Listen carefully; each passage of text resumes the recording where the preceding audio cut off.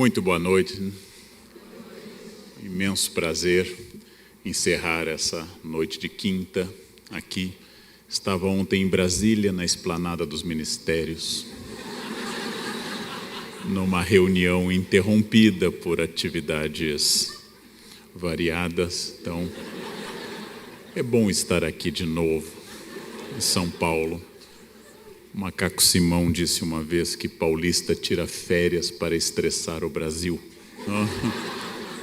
Gosto de voltar à cidade na qual eu moro há 30 anos. E o objetivo de hoje, o objetivo da intervenção de hoje, é falar de uma coisa curiosa, porque eu não sou tradutor, apesar de ter sido professor em faculdade de tradução por muitos anos, mas não sou um tradutor profissional. E vou tratar da área de cultura, e tentando reunir o que me pediram, tradução, cultura, ética, para tentar dar algumas luzes, não de um profissional como vocês, mas exatamente as luzes externas, dizendo algumas coisas que possam trazer algo especial para o trabalho dos senhores e das senhoras. Vivemos um momento atípico no Brasil, um momento de crise econômica que não é a mais forte da história deste país. Já tivemos inflações notavelmente maiores, mas nunca tivemos um tal grau de desilusão política e um tal grau de falta de crença na ética da coisa pública. Nunca antes, na história desse país, nós tivemos tantas dificuldades em pensar a coisa pública. Esse é um momento complicado. Essa é a cena que eu vi ontem. Esta é a cena de prédios que são patrimônio histórico da humanidade, pegando fogo por culpa ainda indeterminada, ao mesmo momento em que as pessoas começaram a perder a crença no diálogo dos dois lados, perder a crença no diálogo, o que é sempre problemático. Para um historiador, os riscos da perda da crença no diálogo são gravíssimos. Hoje eu sempre aponto um exemplo no mundo de um país onde o diálogo morreu por completo. Esse país se chama Síria e é um risco permanente. Lá ninguém mais dialoga com ninguém e o resultado é uma população se atirando ao mar para tentar fugir deste inferno. Bem, vivemos um momento de certa instabilidade política. Não sabemos quem nos governará no final deste ano, nem no ano que vem. Vivemos um momento em que a crise econômica começava a passar, mas graças à nova crise política, ela vai ser nossa convidada por algum tempo. E um momento de crise é um momento que separa os amadores de profissionais. Todos podem dirigir numa estrada fácil e asfaltada. Poucos podem dirigir numa estrada difícil. Chegou o momento exatamente de pensar o nosso pessimismo. Nós, brasileiros, normalmente éramos muito otimistas, talvez até um pouco bobinhos, comparado com países europeus. Sorríamos por qualquer coisa. Estamos num momento atípico de pessimismo. Apesar de fazermos muitas piadas em WhatsApp, nós temos um momento atípico de pessimismo. E agora eu vou testar a idade das senhoras e dos senhores. Não precisam se identificar. As pessoas que lembram dessa personagem, a hiena, as pessoas que lembram do mote dessa personagem, do moto, ó vida, ó céus, ó azar, sabem que essa hiena é, ironicamente, já que as hienas a gente diz que elas riem sem parar, era uma hiena depressiva, melancólica. E sabem que os pessimistas quase sempre têm razão. Os pessimistas profetizam coisas que acontecem. E nesse desenho em particular, essa hiena pessimista profetizava que as coisas dariam errado e geralmente elas davam errado. Logo, é importante para o planejamento da vida pessoal e profissional ter um pessimista na equipe. Porque ele vai lembrar dos riscos do excesso de esperança. Ele vai lembrar que se vocês pretendem traduzir para o português uma poesia épica de 10 volumes, talvez a tarefa seja excessiva. O pessimista, que geralmente está no departamento financeiro das escolas, é aquele que é preso à planilha Excel e jamais vai pensar muito fora deste quadrado. Então, é importante que vocês tenham um pessimista na equipe, mas no máximo um, que é o que uma família e uma empresa toleram de pessimismo. No máximo, um pessimista. Para planejar a vida, vocês precisam de um pessimista. Mas eu vou fazer uma crítica ao pessimismo. A crítica está na imagem seguinte. Vemos aqui a hiena provavelmente anunciando: o continente está distante, a insolação é certa, há tubarões, a vela é ridícula e este remo vai nos fazer andar em círculos. Em tudo isso ele tem razão. Mas vejam, ó senhoras e ó senhores, ele não está fazendo, agora, vamos ver como vão traduzir isso, ele não está fazendo sêmen algum. Para dizer uma coisa elegante para essa plateia. Não sei como se traduz isso, desculpe. Não sei. Talvez tenha que dizer... Bem, não está fazendo nada. Quem está fazendo é o leão, que era otimista. Há riscos, há problemas, mas ele está trabalhando. Para trabalhar, para vencer, para crescer, eu preciso ser otimista, obsessivamente otimista. Nenhum de nós aqui, aqueles que são, teríamos casado se fôssemos pessimistas. As estatísticas contrariam os nossos desejos e sentimentos. Casamento é um submarino, pode flutuar, mas seu destino é afundar. Ele foi feito para isso. Bem, logo, se eu casei é porque eu superei as estatísticas e a dinâmica interna do casamento. E se eu tive filhos, é porque esse meu otimismo é doentio. Não há pior investimento no planeta Terra do que filhos. Caríssimos, demandam atenção constante, retribuem pouco ou nada. Em algum momento dizem: eu te odeio. E ao final nos colocam num asilo. Isso é. E mesmo assim, se não fosse o otimismo doentio de nossos pais, não estaríamos aqui. Nós existimos porque pessoas se amaram e acreditaram. Só otimistas trabalham. Só otimistas levam projetos adiante. Só otimistas são capazes de sair à rua e dia após dia tentarem novamente refazer as fraturas de uma nação dilacerada, o enfrentamento dos problemas da lei, como lembra o Hamlet no seu monólogo, a lentidão do mundo, a violência e todas as outras questões para que a vida continue. A incerteza que nos marca nesse momento é enorme.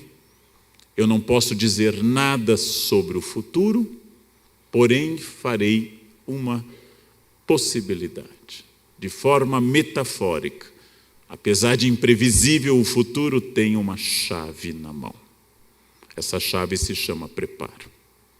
Eu não sei o que ocorrerá na área de tradução e interpretação nos próximos 10 anos. Ninguém sabe. Porém, os mais bem preparados estarão melhores. Eu não comecei minha carreira, minha primeira graduação muito cedo, pensando: vou estudar porque um dia serei convidado para falar a vocês.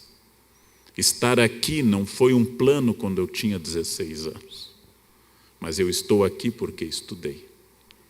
Estou aqui porque fui depois para uma graduação e uma pós-graduação. Estou aqui porque enfrentei cursos, estágios e vida no exterior e eu não sabia onde, nem aonde. Mas eu sabia que quanto mais bem preparado eu estivesse, eu estaria melhor. A crise veio para todos.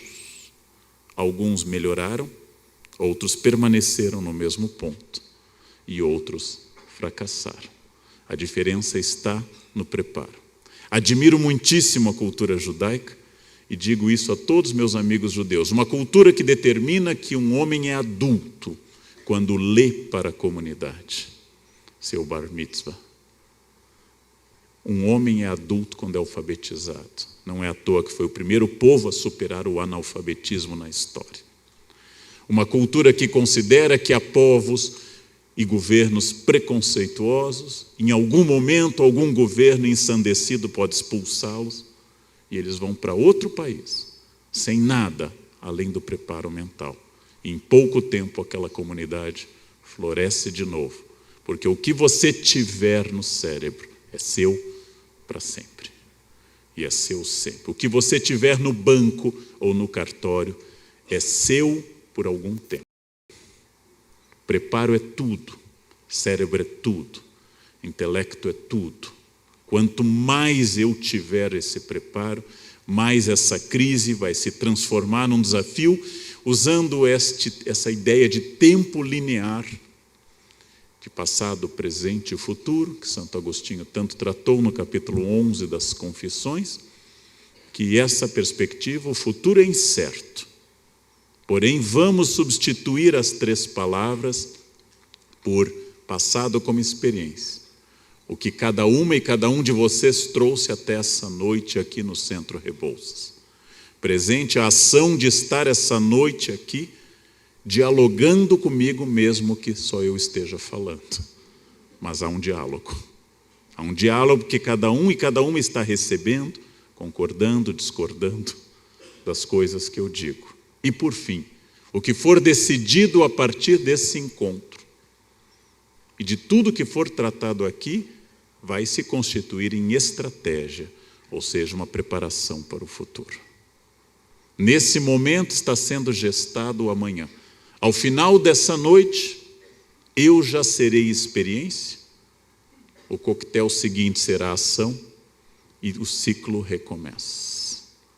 Onde eu estarei o ano que vem, 2018? Onde eu estarei em 2027?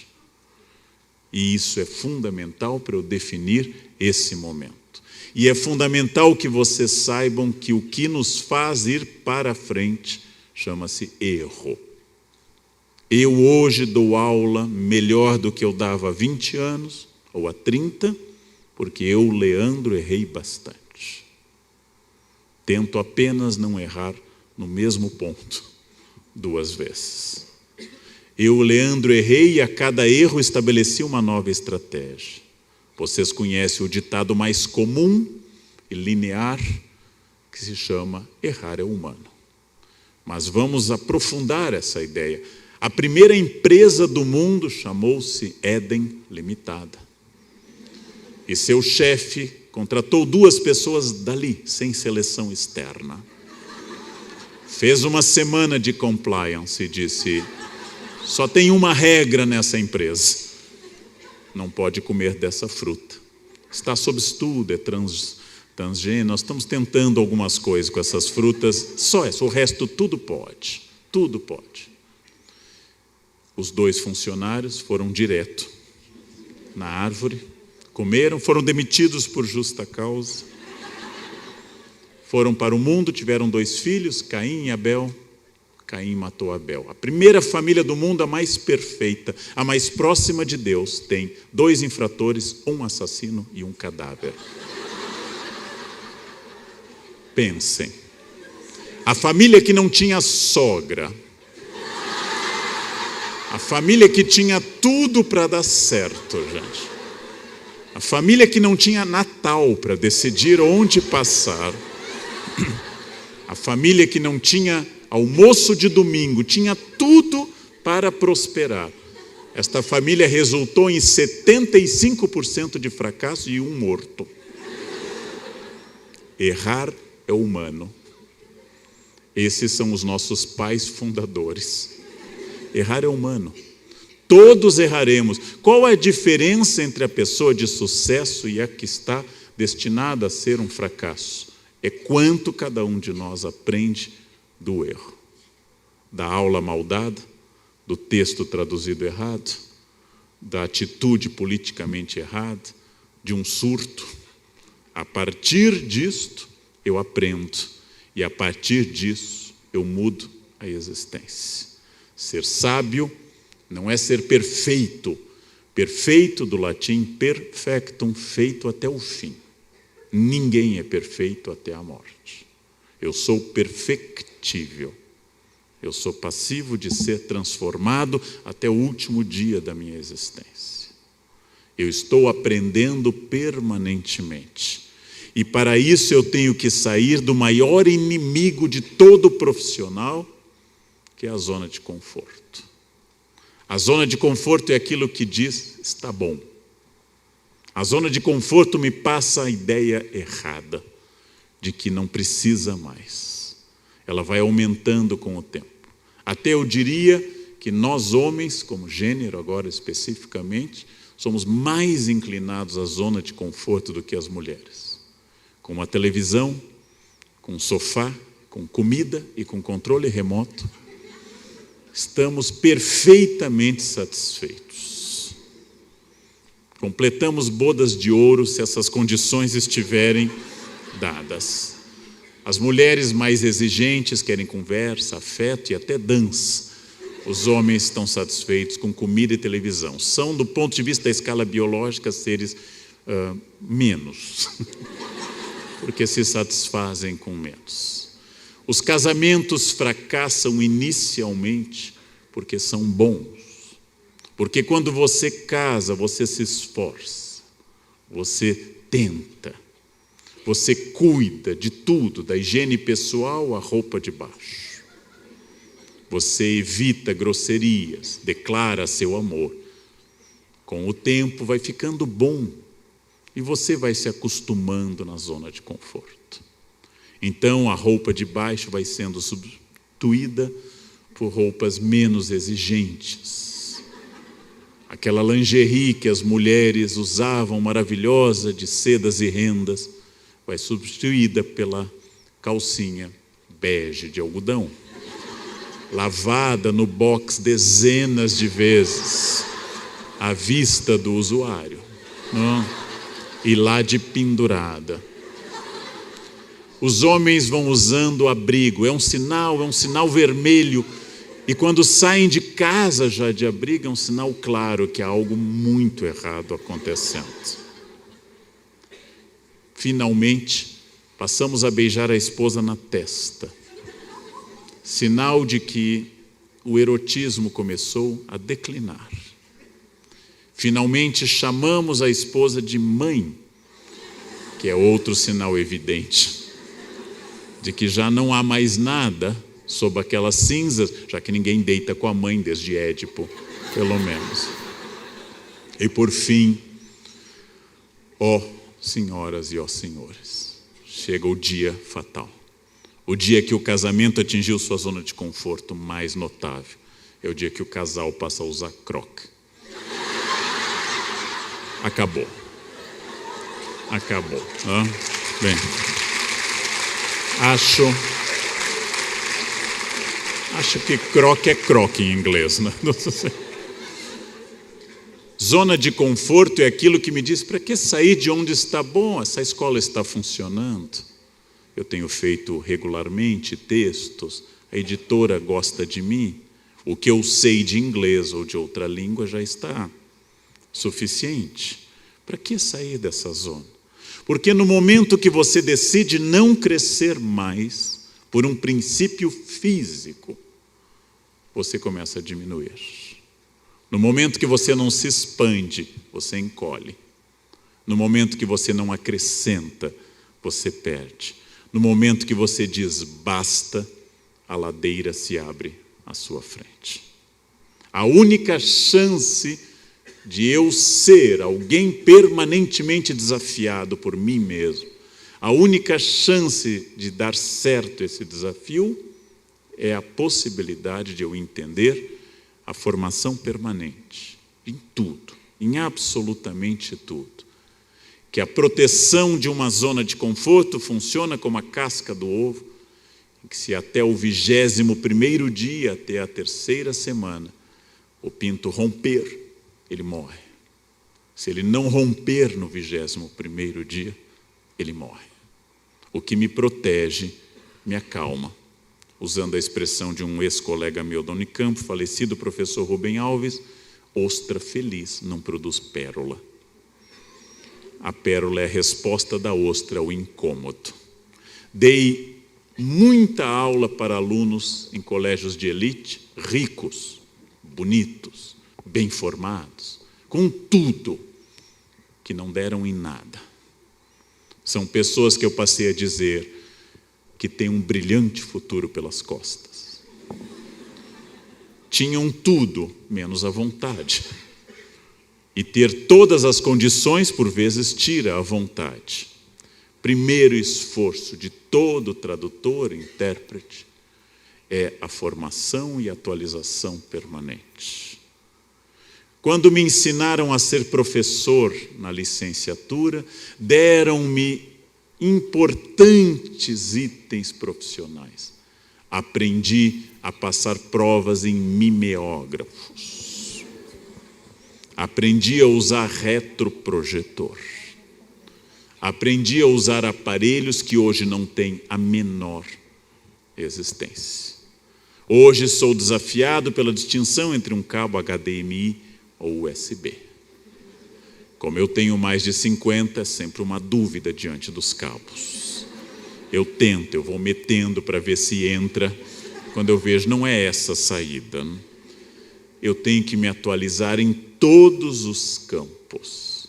Por 2 motivos, tanto a técnica quanto a língua em si são elementos vivos, dinâmicos. Passou-se o tempo em que bastava ou era suficiente que eu fizesse um curso e entrasse no mercado profissional. A geração do meu pai, formado em Direito na década de 50, em Porto Alegre, na Universidade Federal, quando meu pai fechou o escritório, 52 anos depois, ele nunca fez um outro curso além daquele. Isto não existe mais. Isso passou. Não é possível mais, porque língua pertence ao universo da cultura, e cultura é, por natureza, mutante. Cultura se transforma permanentemente. E quando eu tenho que colocar em contato 2 culturas através da ponte de 2 línguas, a língua de partida, a língua 1 e a língua de chegada, eu vou ter que colocar em contato 2 culturas. A minha, ou a que eu estou traduzindo, e a do outro. Eu vou dar um pequeno exemplo na área que eu mais trabalho, que é o Renascimento, e especialmente a obra do grande William Shakespeare.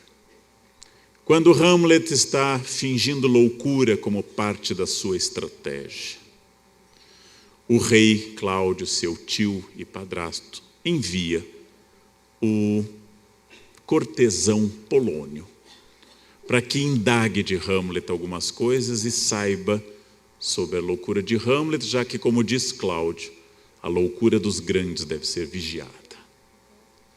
Polônio, astuto, membro da corte, homem que se veste com apuro e que tenta empurrar para Hamlet sua filha como parte da sua estratégia política, vê que Hamlet lê, pergunta a ele: o que você lê, meu senhor? E ele diz: palavras, palavras, palavras. Mas eu quero me deter nesse trecho. Quando Polônio pergunta se ele o conhece, e Hamlet usa a expressão: claro, eu o conheço. O senhor é um fishmonger, o senhor é um peixeiro. Veja, aqui começam os nossos problemas. Em primeiro lugar, porque essa palavra quer dizer o que vem de peixes, obviamente. Mas essa palavra também é gíria no século XVI para o agenciador de prostituição, em língua contemporânea jurídica, proxeneta, em língua de rua, cafetão. Ele está dizendo que Polônia é um cafetão, é um proxeneta, porque está tentando empurrar sua própria filha Ofélia para utilizá-la no jogo político. O senhor é um agenciador de mulheres. Ele também está usando a gíria elisabetana, que vai insinuar a relação entre peixe e o feminino, especialmente entre prostituição e cheiro de peixe, já que em Londres as duas ruas ficavam próximas, tanto a rua de venda de peixes quanto a da prostituição, próximas ao teatro, onde essa peça já era encenada. Mas ele também está dizendo que, apesar de parecer um homem elegante de corte, apesar de usar roupas de um cortesão, ele é podre por dentro, como um peixe estragado. Bem, e aí eu pergunto a essa plateia de especialistas, como eu traduzo essa palavra? Qual é a palavra em português que contém todos esses significados? Nenhuma. Quando eu estou fazendo, como pede meu ex-professor Bloom, quando eu estou fazendo uma tradução literária, eu posso fazer uma nota. Nota do tradutor, 10 páginas de reflexão. Mas Shakespeare é teatro. Ainda que Bloom ache que Shakespeare deva ser lido e não interpretado, Shakespeare é teatro. Significando que eu tenho que achar uma palavra. E a escolha é sempre limitada. Porque um ouvinte do século XVI tinha tudo isso em mente no seu teatro. Um ouvinte do século XX, mesmo nativo na língua inglesa, não tem mais isso. Eu assisti no Festival de Avignon, que eu frequento, sobre Shakespeare traduzido para o inglês.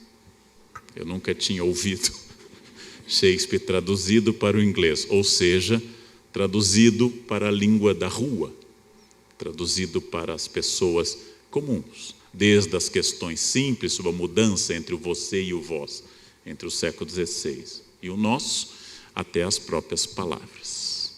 Então, todas as questões envolvidas em tradução envolvem escolhas complexas, escolhas difíceis, e para tomá-las de forma adequada e apurada, eu preciso necessariamente ter formação cultural. Tudo que eu refleti aqui implica formação cultural. Ora, entre línguas?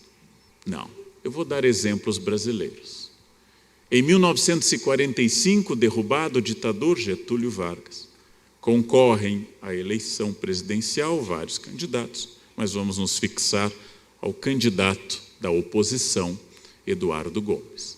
O brigadeiro Eduardo Gomes faz campanhas, o brigadeiro Eduardo Gomes faz um último discurso no Rio de Janeiro, numa eleição que parecia favorecê-lo contra o austero general Marechal Eurico Gaspar Dutra. E ele faz um discurso e diz que não queria o voto dessa malta de desocupados que apoiava Getúlio Vargas. Naquela época, essa palavra se usava em discursos, hoje não se usa. As pessoas foram ao dicionário procurar, e um seu inimigo político viu que malta é coletivo em português de ladrões, de gente sem trabalho, mas também é coletivo de operários. E botaram nos jornais que o candidato Eduardo Gomes não queria o voto dos pobres. Foi uma tradução de má fé, foi uma tradução política. E os jornais incorporaram a ideia, não quer o nosso voto, Eduardo Gomes perdeu a eleição para Dutra. Dentro de uma mesma língua temos níveis e degraus de compreensão. Vamos dar um exemplo contemporâneo. Vamos para o debate Dilma-Aécio. Em determinado momento, Aécio disse em resposta a uma frase de Dilma: não seja leviana. A palavra leviano quer dizer uma afirmação sem base, uma afirmação sem fundamento. Mas no Nordeste é palavra usual para prostituta, mulher de vida fácil, usando uma expressão que não vai ter tradução, mulher suadeira, no interior do Nordeste. Pronto. Tanto o staff do partido situacionista como outras pessoas disseram: Aécio acusou e maltratou as mulheres. Aécio é contrário às mulheres. Disse que as mulheres são prostitutas. E foi essa a versão que se espalhou. Nos dois casos que eu utilizei em política, são casos de tradução intralingual de má fé. De má fé. Mas nem sempre é assim. Por vezes é a barreira cultural. Quando os 2 primeiros náufragos espanhóis caíram em Cozumel, na costa da península mexicana de Yucatán, 2 espanhóis, um deles que no futuro acompanharia Cortés na sua jornada de conquista do México, ficaram ali e perguntaram em espanhol aos nativos maia, no caso maia quiché, como se chama esse lugar? Qual é o nome dessa terra que nós estamos? Perguntaram em espanhol, língua que os maias dominavam fracamente naquela ocasião. Os maias responderam Maquincatán. Eles ouviram Yucatán. Maquincatán em maia quer dizer eu não entendi. Eu não compreendi o que você está dizendo. Óbvio. Não tenho a menor ideia do que você está dizendo. Não há tecla SAP no século XVI. Então eu respondo Maquincatán. E eles anotaram. O lugar se chama Yucatán. Os indígenas chamam esse lugar Yucatán. E até hoje, Yucatán. Chama-se assim. Essa versão correu idêntica para a palavra canguru. Mas é falsa a versão. Canguru não quer dizer eu não entendi, quer dizer canguru mesmo. Quer dizer o animal canguru, que o capitão Cook teria perguntado, mas essa é uma versão falsa. Mas é bonitinha, vale a pena mantê-la. Essa aqui é verdadeira. Aqui nós temos o choque básico de tradução. Não tenho a menor ideia do que você esteja falando. A isso, você sabe melhor que eu, chamamos entropia. Entre uma língua e outra, 2 sistemas de significados culturais, e toda tradução implica entropia. Entropia implica perda de energia entre um sistema e outro, troca de calor com perda de energia. Entropia implica que nunca na outra língua o termo, mesmo a palavra exata, terá significado idêntico. Meus professores em Paris diziam em sala de aula a palavra merde. Lá não era palavrão. Eu tenho a palavra similar em português, com o mesmo número de letras, com o mesmo número de consoantes e vogais, mas impronunciável em ambientes escolares. E eu posso traduzir.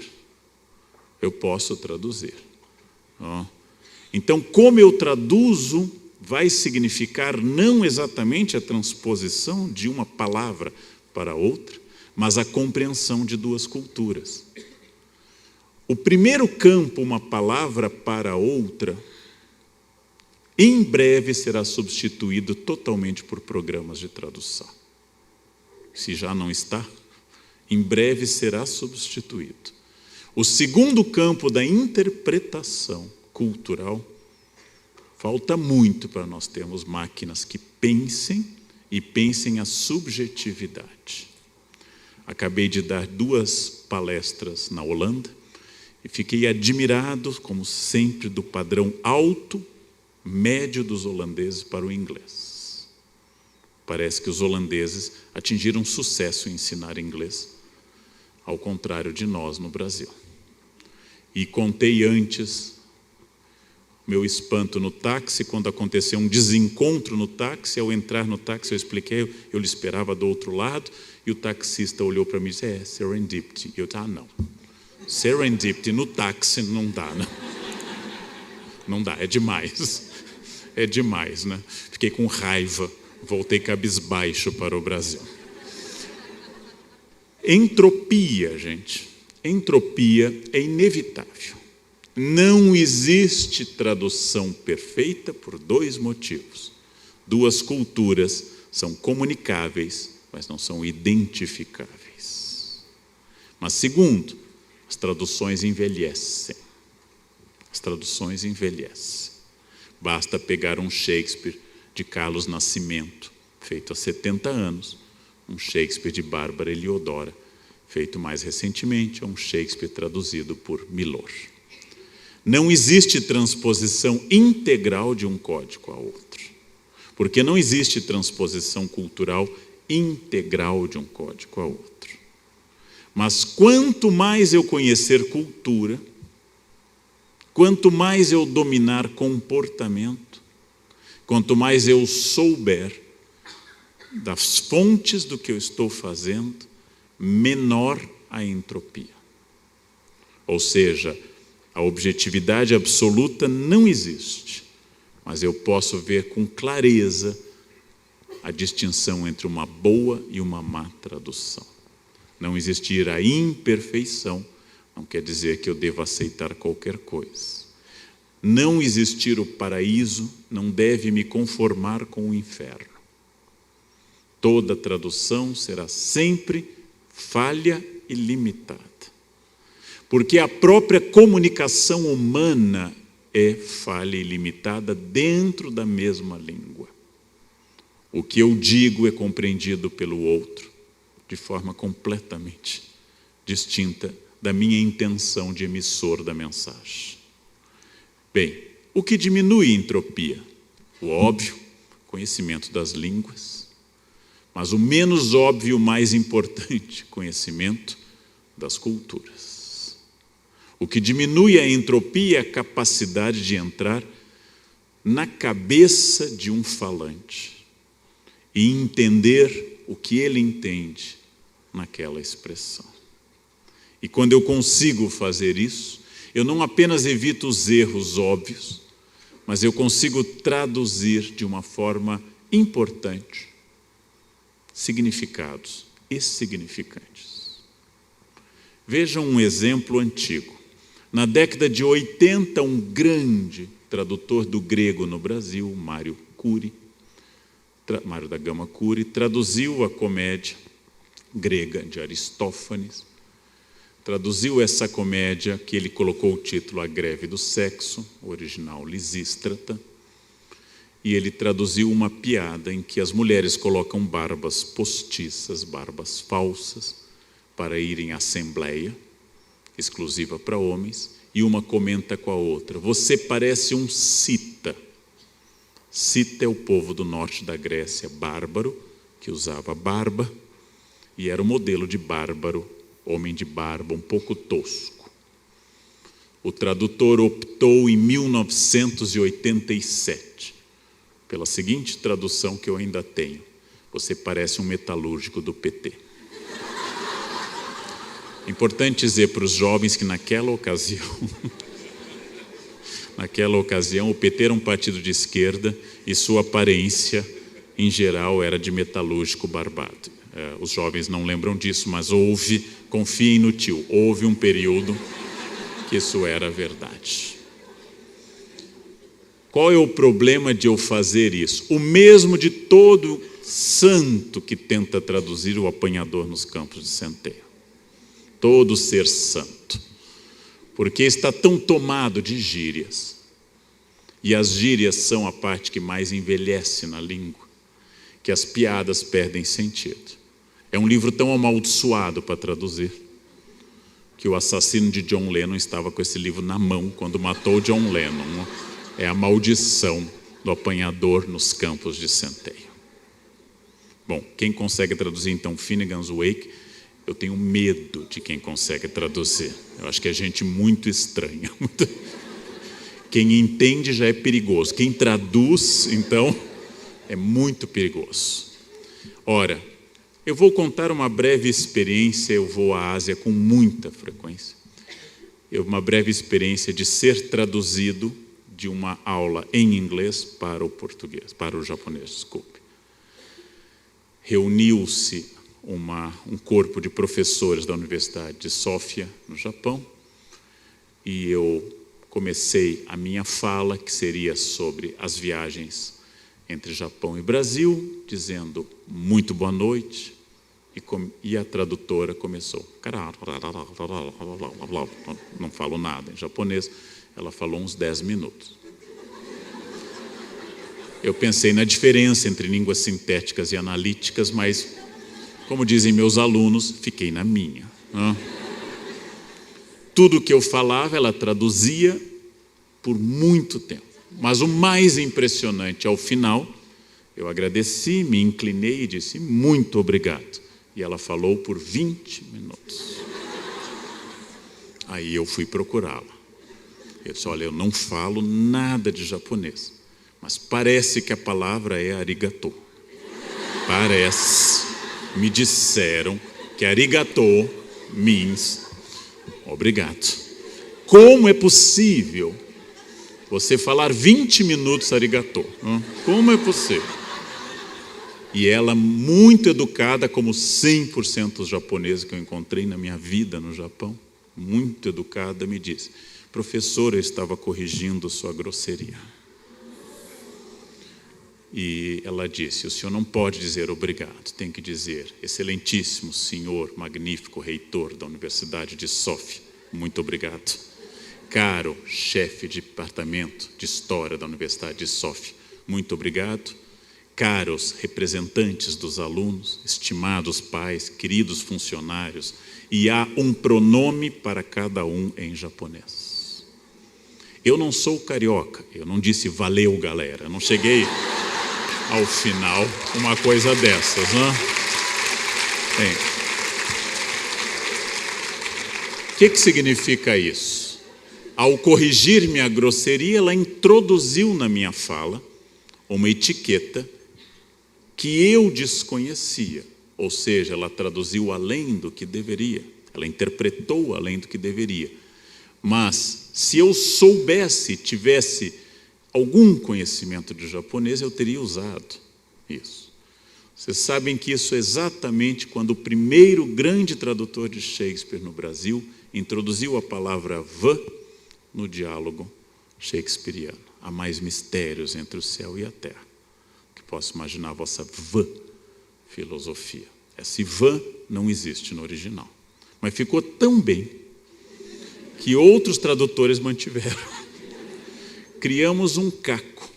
E aquela pergunta que os alunos me fazem, por que eu digo William Shakespeare e não Guilherme Sacode a Lança? William Shakespeare. Por que eu digo William Shakespeare? Por que nós dizemos Rainha Elizabeth e não como em espanhol Isabel e seu filho Carlos? Porque também a maneira de eu me apropriar das palavras da outra língua é cultural. Exemplo, em 1912 um navio britânico a caminho dos Estados Unidos naufragou em abril. Os jornais brasileiros publicaram e toda a elite brasileira disse: afundou o Titanic. Essa pronúncia existe até hoje. Ora, é um navio britânico. Não há nenhum motivo para chamar um navio inglês de Titanic. Ou eu digo em inglês ou eu digo em português. Por que é que eu opto por pronunciar de forma francófona? Porque toda a elite brasileira falava francês. Éramos todos francófonos. E o navio era Titanic. Ninguém, praticamente, a não ser que tenha idade ou um motivo exótico, mais fala francês. Mas a pronúncia continua Titanic. Apenas em 2 países do mundo, França e Brasil. Em Portugal é Titânico, na Inglaterra é Titanic. Nunca nós mudamos a pronúncia. Querem um exemplo de como isso muda? Um aluno meu bastante fluente em inglês, mas como todos os jovens, desconhecedor da língua de Molière, foi à França e me mandou uma mensagem de WhatsApp: estou adorando o Lion. E eu pensei comigo, onde é Lion? C'est Lyon. Lyon. Então eu respondi ele: aproveite e desça de carro até Nice, que é uma praia que fica ali embaixo. O que aconteceu, gente? O que aconteceu entre 1912 e 2017 foi uma transformação. O francês tornou-se exótico, o inglês tornou-se dominante. O francês saiu até do exame do corpo diplomático. O inglês é hoje a língua universal. Na década de 80 se dizia que graças ao modelo Toyota o japonês dominaria. Depois me disseram, não, com o Mercosul será o espanhol. Nos anos 90, com a ascensão da China, disseram, é o mandarim que dominará o planeta. Podem confiar, é o inglês. E vai continuar sendo o inglês. Eu estudo mandarim há 11 anos, ele nunca vai dominar o planeta. Ele nunca vai dominar o planeta. É uma língua linda, mas nunca vai dominar o planeta. Ela não domina nem toda a China, né? Porque tem o cantonês embaixo. Toda vez que eu sou traduzido, toda vez que eu tenho uma experiência de tradução, eu percebo que o essencial disso é a percepção cultural. Com tudo isso, eu estou dizendo que a cultura, o conjunto de palavras, conceitos, atitudes, gestos, referências, que me fazem compreender o mundo e expressar minhas reações a ele. A cultura começa com a gestualidade. Brasileiros tocam muito uns nos outros. Nós nos abraçamos, nos beijamos. Nós tiramos objetos imaginários do ombro das pessoas. Tem pessoas que conversam limpando o ombro das outras pessoas. Nós nos aproximamos muito para falar, o que causa constrangimento no mundo acima do trópico de Câncer. Causa um certo constrangimento. Temos uma intimidade terrível e imediata que causa problemas a pessoas como alemães ou norte-americanos em geral. Nós, brasileiros, temos uma corporalidade. Isso faz parte da cultura. Tem uma série de explicações para isso. A maneira de utilizar as mãos varia entre italianos e alemães. E na Itália varia entre sicilianos e pessoas de Veneza. Ou seja, a cultura inclui tudo isso, gostos, hábitos, capacidade de interpretar. Com um grupo de americanos em Macau, estávamos com um chinês apresentando, um chinês que falava cantonês, e um americano perguntou qual portão nós iríamos, e o chinês, num inglês horrível, incompreensível, disse que era Gate 15. Um americano não tem a menor ideia do que vem a ser Gate 15. Eu, brasileiro, entendi imediatamente. Não. Mas percebendo que os americanos não entenderam algo tão claro como Gate 15, ele fez com as mãos. 5 mais 5, 4, 5, more 5, Gate 15. E aí o debate no meu grupo era, ele não sabe matemática ou inglês. Então eu dei uma interferência brasileira. Olha, no Brasil, gente, a fala erra, mas as mãos acertam. Quando alguém diz na rua, dobre as esquerda e faz para a direita, você deve seguir a mão e não a fala. E era correto. Era correto. Ora, americanos têm um hábito forte. Eles acreditam no que é dito. Eles acreditam nas coisas ditas. Quando se diz a festa é às 9, eles tendem a acreditar que a festa será às 9. É um hábito americano dos mais curiosos. Eu, brasileiro, sei que entre a fala e a ação vai um imenso hiato, que é próprio da língua. A cultura contém gestos e olhos. Acontece que entre uma cultura e outra não se vê a mesma coisa e não se toca da mesma forma, não se pensa da mesma forma. Estudos recentes demonstram que a maneira de ver um quadro depende da maneira com a qual você foi alfabetizado.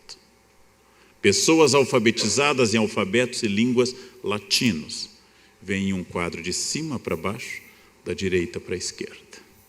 Pessoas alfabetizadas em línguas semitas, árabe, hebraico, amhárico, leem da esquerda o quadro para a direita. Pessoas que escrevem em colunas veem o quadro de cima para baixo, porque o cérebro percorre esse caminho e treina a ver as coisas dessa forma.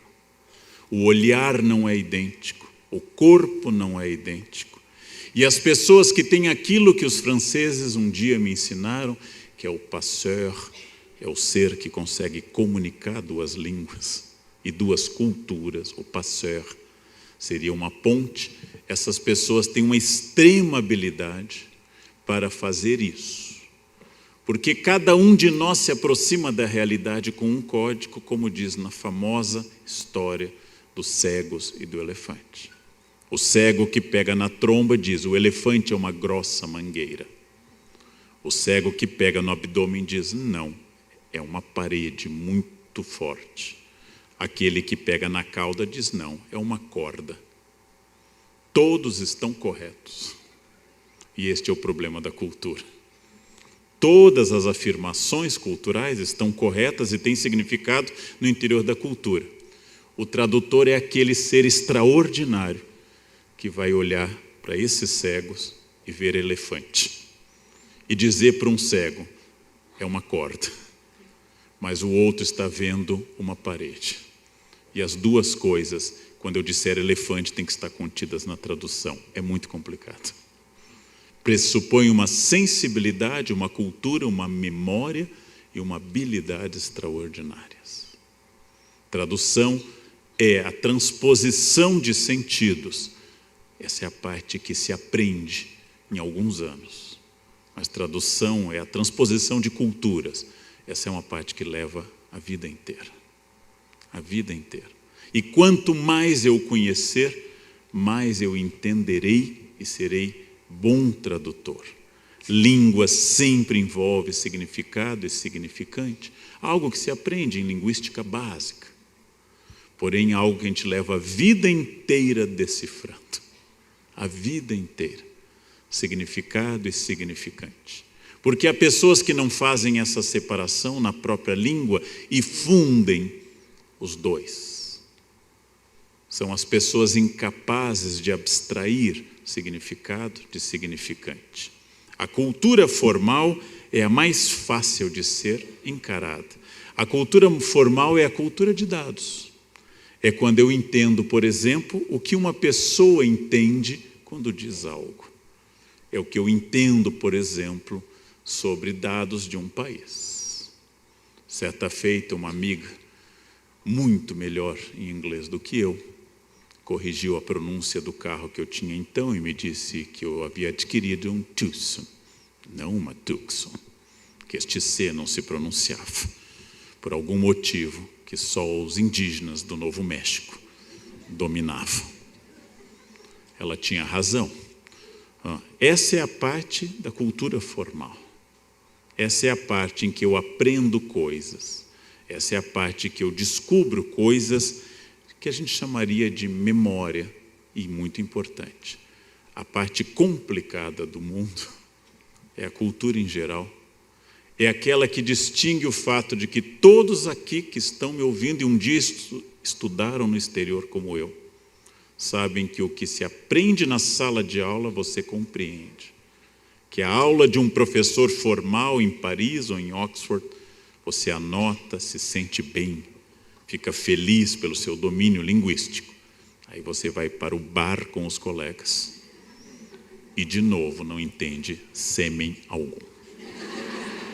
Que isso leva um tempo enorme para você compreender a língua do bar. A língua rápida, não apenas pelas gírias, não apenas pelas referências à cultura pop, mas porque a língua do bar é a língua viva. Aquela é o berçário da língua. A língua da sala de aula é o necrotério da língua. Aquele é fácil de captar, porque ele se apresenta como osso, preenchido com os músculos corretos. Tudo é um exercício. Minha primeira aula de História da Arte na França, a professora disse que nós trataríamos de Givenchy, e eu perguntei à minha colega, o que é Givenchy? Ela me olhou com aquela cara, sabe? Os bárbaros brasileiros, que povo tosco. E a professora escreveu no quadro, Da Vinci. Givenchy significa que Leonardo nasceu na aldeia. Givenchy, né? 20. Depois me acostumei, Manhattan, Miami, depois me acostumei com essas coisas. Bem, tudo isso é para dizer que a cultura em geral é muito complicada, porque ela vai inclusive tentar explicar a vocês como funciona essa percepção de que a língua seja viva, como ela é. Língua é um fenômeno vivo. Essa é a beleza da língua, e essa é a morte do tradutor. Se vocês notarem que língua funciona como um exercício físico, basta parar de fazer 2 meses que vocês começam a perder a prática. Basta isso. Língua é viva. Vejam o tempo. Quem lembra da palavra bocumoco? Junção na década de 70 de uma propaganda de Guaraná entre as palavras bocó e mocorongo, significando ambas idiota. Surgiu a gíria, surgiu o slang bocumoco. E se usou muito na década de 70, quando a Augusta era carpetada. Depois ficou cafona, brega. Kitsch é um termo sofisticado do alemão. E hoje, esta palavra extraordinária, que contém todo o universo nela, que só tem um equivalente semântico, que é o só. A palavra que é o Aleph, o conto do Borges, que contém todo o universo, nem. Você vai? Nem. Você gostou? Nem. Né? Isso é bonito? Nem. O que significa nem, ó brasileiros que estão no auditório? Não tenho a menor ideia, mas é algo como, em geral, negativo. Nem. Junto com só, são a nossa novilíngua. São esse novo 1984. Aprendi agora no supermercado, há menos de um mês, uma nova gestação linguística. Perguntei à moça do caixa, diante de várias questões que eu propunha a ela, perguntei didaticamente, você entendeu? Ela me respondeu, entendeu. Está surgindo um tempo verbal único, um modo que não tem mais pessoa ou tempo verbal, que se conjuga, creio, eu entendeu, tu entendeu, ele entendeu, creio. A língua está se transformando, gente. Vocês estão rindo, lembrem. No século XVIII nós dizíamos, aqui na colônia, vossa mercê. No século XIX surgiu você. Hoje, graças à internet que está tornando tudo semita, ou seja, sem vogais, surgiu VC. Em breve, apenas foi nem. A língua está em transformação. A língua se transforma e o tradutor é um comunicador também dentro do código da própria língua. Por isso que é difícil fazer isso. É um espaço que diriam os antropólogos de alteridade, significando que é um espaço em que seres distintos, com culturas distintas, alteram em latim o outro, entram em contato. Esta língua é um desafio que o especialista François Hartog chama pela palavra grega toma, a maravilha, que às vezes eu tenho palavras e conceitos que não têm tradução. Quando ele analisa como Heródoto descreve outros povos, ele dá várias pistas que não vem ao caso desenvolver, mas ele fala em palavras que são toma, algo que não tem no outro, é a maravilha, é uma categoria também. Bem, a língua se transforma no tempo, no espaço e nas classes sociais. Mais da metade das palavras da língua inglesa provém do latim. Mas o usuário normal da língua das ruas quase não usa palavras de origem latina. Quando a rainha Elizabeth II morrer, o que vai acontecer um dia, é possível, há essa hipótese, esse tipo de inglês baseado no latim desaparecerá com ela. Por quê? Essa capacidade que o inglês teve e que eu sempre disse aos meus alunos de tradução, quando Sir Walter Scott escreveu o primeiro romance histórico da história, Ivanhoe, ele disse que estranha língua é essa, em que o animal morre pig e chega à mesa como pork. Porque quem mata é um camponês anglo-saxão, quem come é um nobre normando.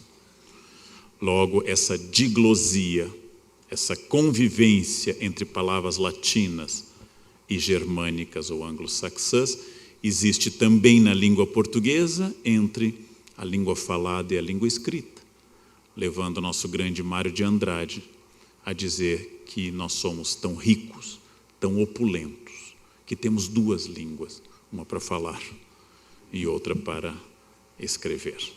O tempo muda, o seu olhar tem que mudar, e esse olhar muda as coisas quase que instantaneamente, e a habilidade do tradutor, depois de dominada a parte técnica, chama-se sensibilidade. Traduzir é muito técnico no conhecimento e muito arte na execução. É técnica, mas é arte. Envolve intuição, envolve conhecimento. Tradutor que só tem conhecimento vira programa de tradução. Tradutor que só tem sensibilidade enrola. É preciso a técnica também. E por fim, já que me pediram que tratasse de um outro desafio comum a todas as profissões, mas em particular na de vocês, a questão ética. Aqui simbolizada por aquela figura que vimos em tantos desenhos animados, um demôniozinho e um anjinho dizendo o que fazer, simbolizando que temos escolha, livre-arbítrio, simbolizando que existe uma grande ética, que são as normas de conduta em geral, e uma pequena ética que nós damos o bonito nome de etiqueta.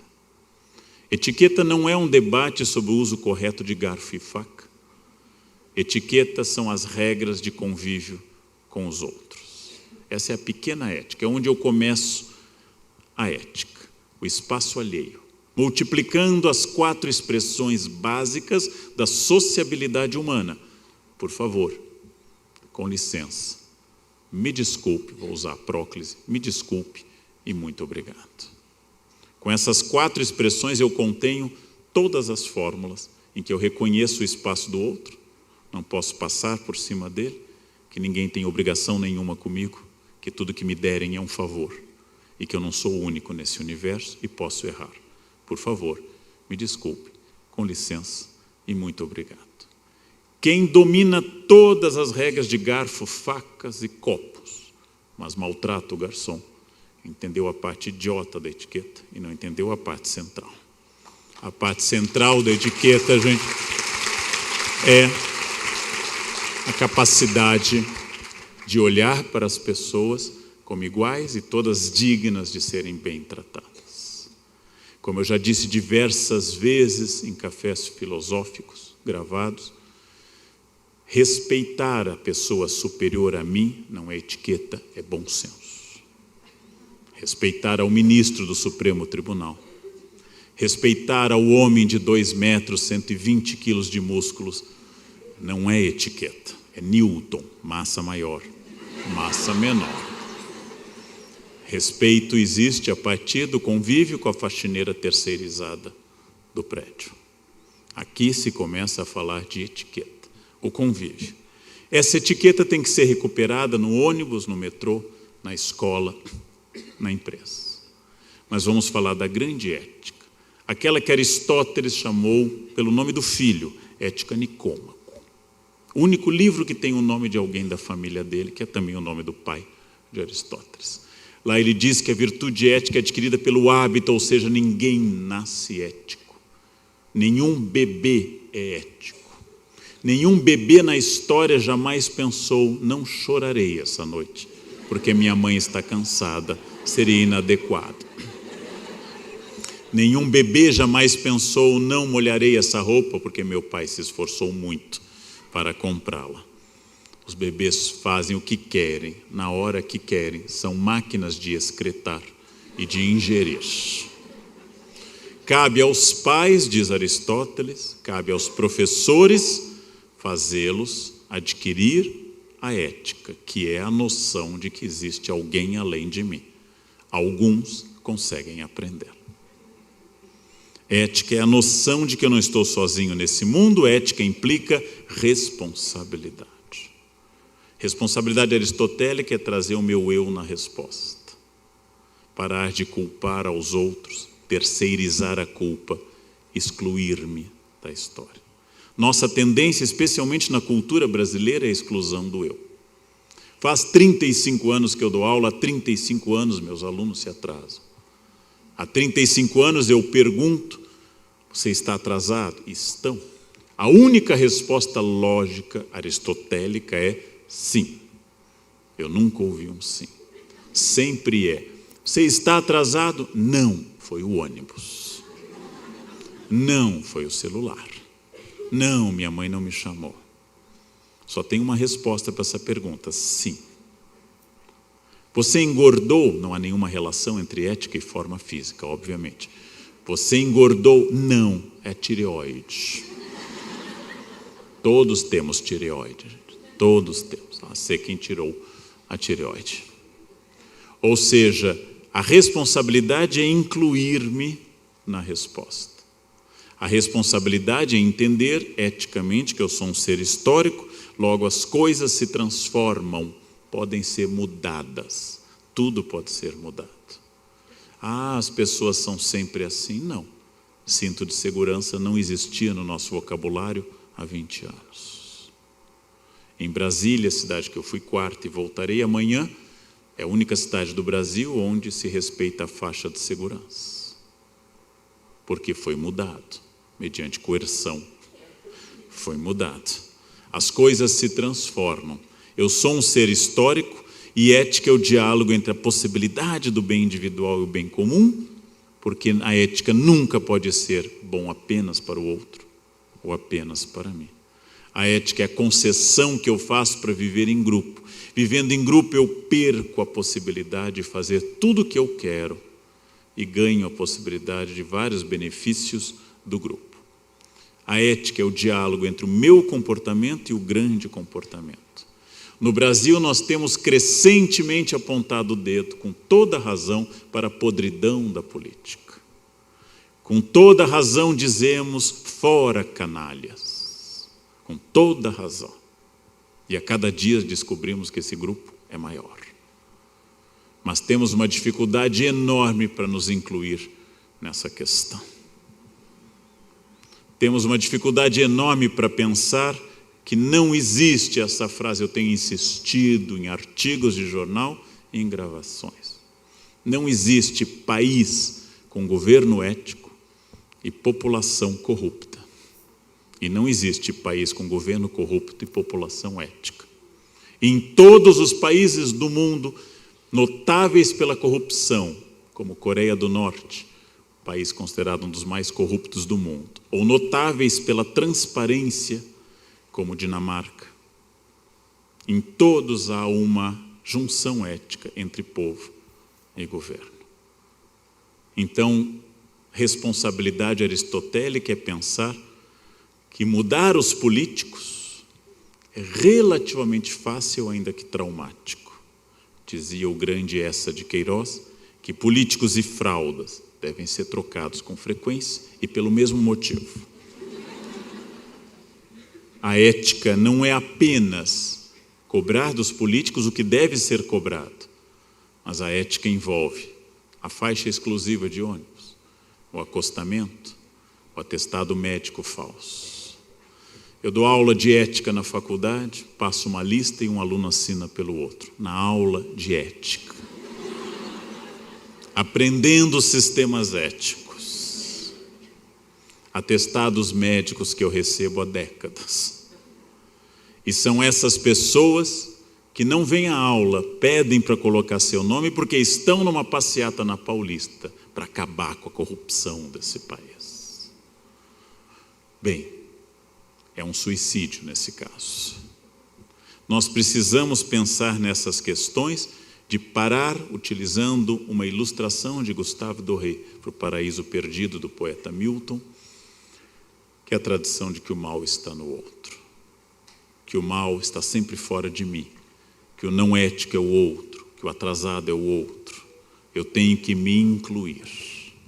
Só existe ética quando eu me incluo na solução do problema. Ética não quer dizer que eu seja perfeito, mas de novo que eu sou perfectível. Se ética fosse o tratado da perfeição, ela seria uma ciência inútil. Ética não é dizer que eu, Leandro, não erro. Ética quer dizer que quando eu, Leandro, erro, eu me arrependo do erro, eu volto atrás, peço desculpas e tento repará-lo. Acabei de levar uma multa de trânsito, algo que não ocorria há muitos anos. A multa foi absolutamente justa. Absolutamente justa. Paguei a multa, assumi os pontos. Tento não cometer aquele erro. E gostaria de que os próximos 5 anos, de novo, pelo menos, eu não tivesse nenhuma multa. Eu sou ético porque eu erro. O que é uma pessoa não ética? Levei a multa, vou passar para aquela tia idosa que ainda tem carteira de motorista.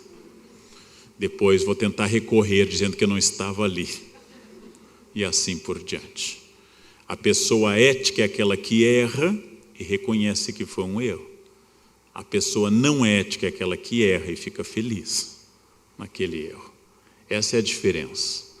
Desafio de um mundo líquido, usando a expressão do professor Zygmunt Bauman, é a ética como base de um diálogo. A ética é a única base possível para eu me comunicar com as pessoas. A ética é a única coisa que garante futuro para as pessoas. Gente muito mais importante do que nós.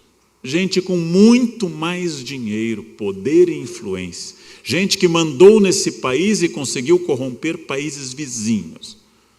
Hoje desfrutam da hospitalidade curitibana. Pensem, senhores. Pensem, senhoras. Se homens multibilionários que pagaram advogados a peso de ouro não conseguiram escapar da cadeia, o meu conselho: nós não temos renda para sermos não éticos. Nós não temos dinheiro para infringir a lei. Porque gente que tinha muito não escapou. Nós temos uma chance de pensar o nosso futuro, porque graças a uma série de fatores, pela primeira vez, estamos colocando o dedo na figura e na ferida da ética. É a primeira vez na história do Brasil. É a primeira vez na história desse país que há um homem branco milionário preso. Cadeia na história desse país não foi feita para brancos milionários. Eu brinquei com uma moça do supermercado, ela me deu dinheiro a mais, eu devolvi R$2, ela me disse: o senhor é honesto? Eu disse: minha filha, eu sou da elite branca brasileira, a gente nunca rouba pouco. A gente nunca rouba pouco. Quando a gente rouba, é legal. A gente afunda um país. No dia a dia a gente é super honesto, cordato, simpático.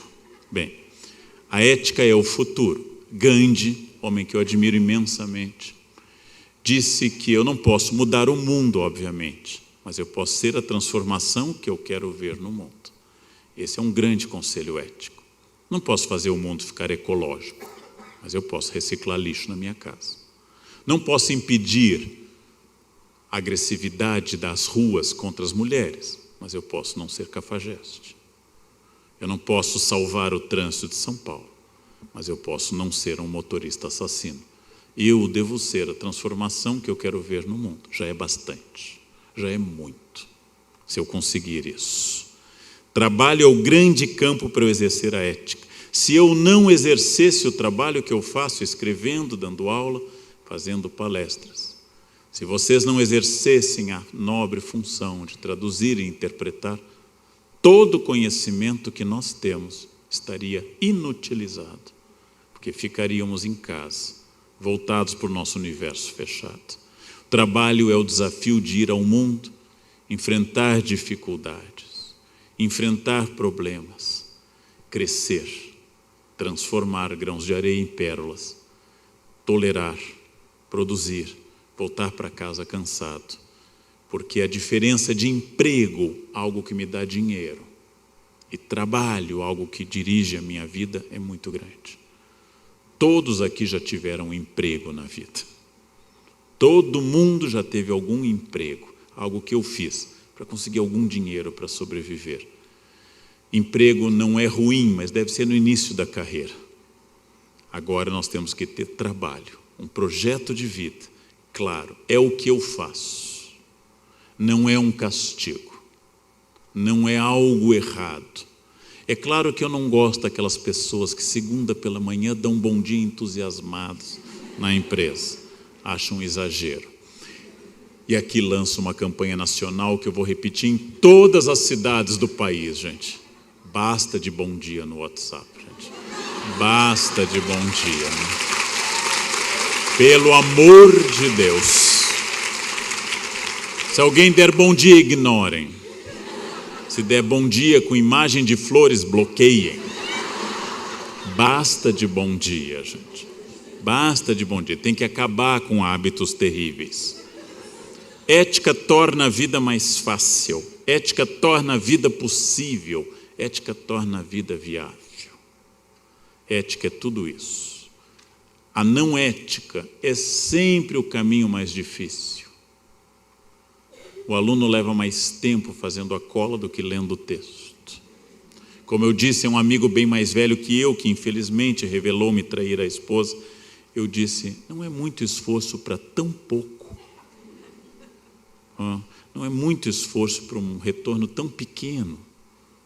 Porque a ética é sempre o caminho tranquilo, quando o guarda lhe para, você desce feliz, você tem os documentos em dia. Não precisa baixar um aplicativo para ver se há uma blitz. Basta ter os documentos. É mais fácil renovar a carteira de motorista do que ficar procurando o blitz. Ética torna a vida mais fácil. Ética é a base para eu fazer qualquer coisa. Se eu tivesse que imaginar a metáfora essencial para a função que as senhoras e os senhores exercem, é a bela função de estabelecer pontes. Num mundo em que tantos idiotas querem construir muros, o tradutor constrói pontes, constrói contato.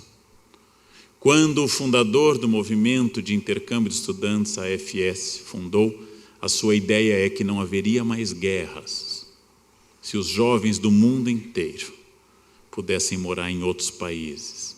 E que se eu conhecesse a cultura de outro país, eu entenderia que ali estão seres humanos, e não estados, e não estereótipos, mas outros seres humanos.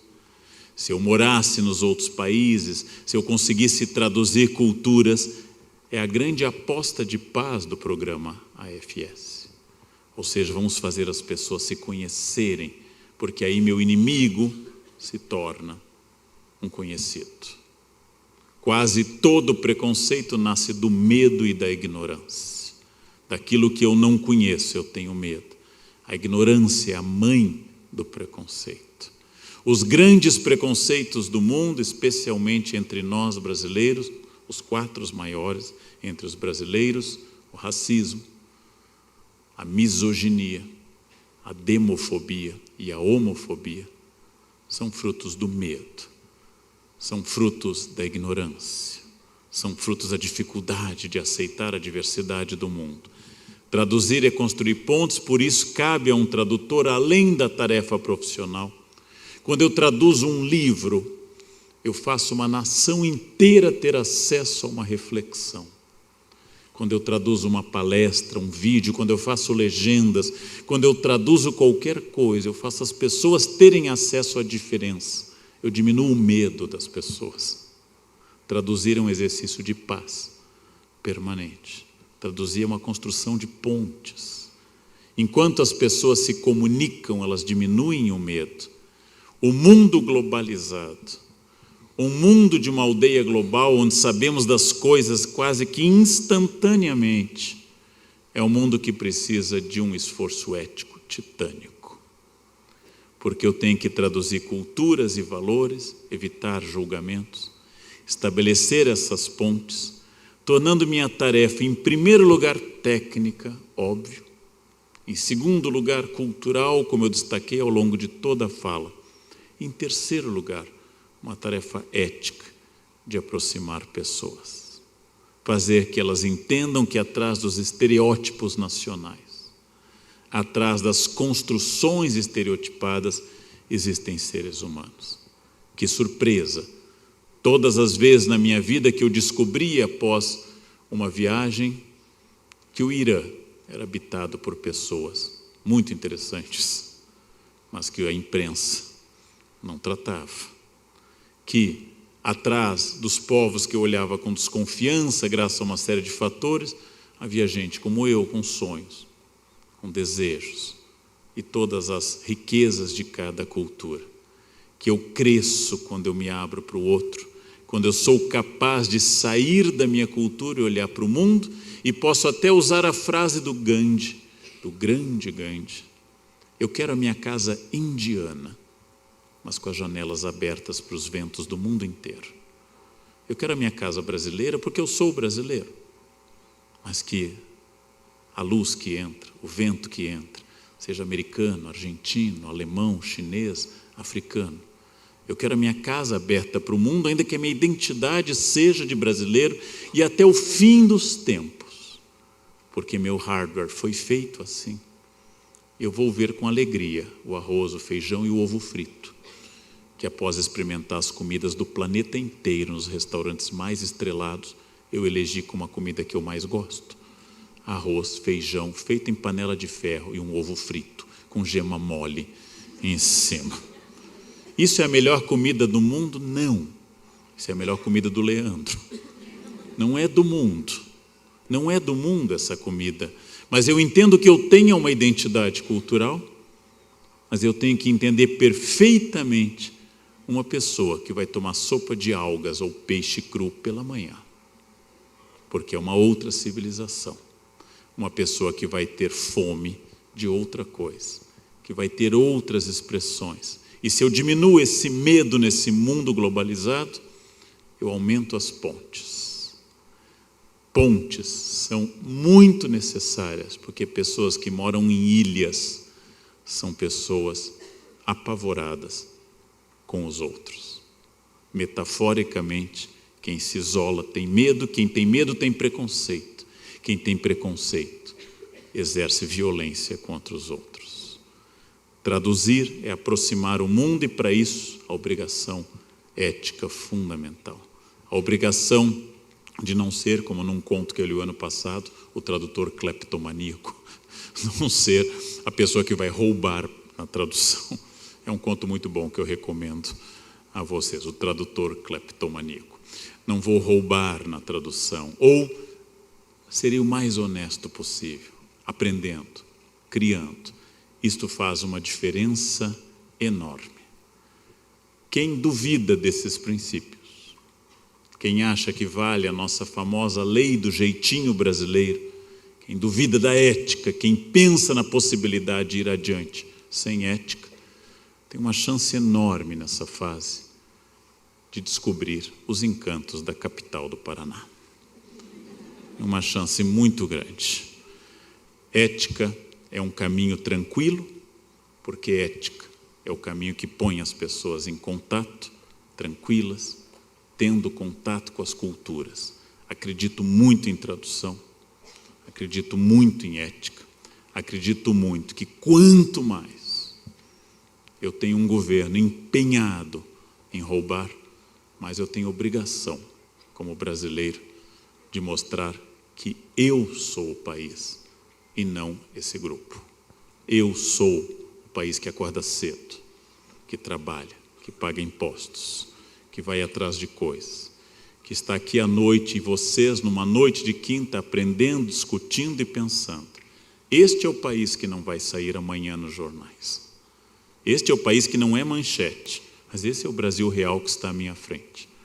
Tenho um privilégio enorme nesse momento da minha vida para encerrar. Percorro o país inteiro toda semana.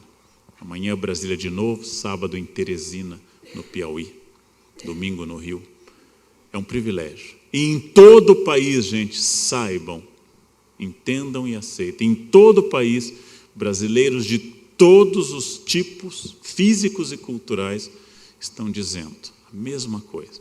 Basta de sermos comandados por canalhas, basta de sermos roubados, basta de trabalhar para imbecis parasitas absorverem esse trabalho. Está sendo dito no país todo. 206 milhões de brasileiros não podem ser vencidos por um grupo de ladrões. 206 milhões de brasileiros não podem estar errados. Esta é uma campanha importante e começa no trabalho de vocês, no meu trabalho, ético, consciente, fazendo o melhor possível. Ou como eu disse a um colega da Unicamp, é meu direito fazer greve, é um direito constitucional. Porém, se eu quero prejudicar mesmo o governo, a coisa que eu mais devo fazer é dar uma boa aula, a melhor possível.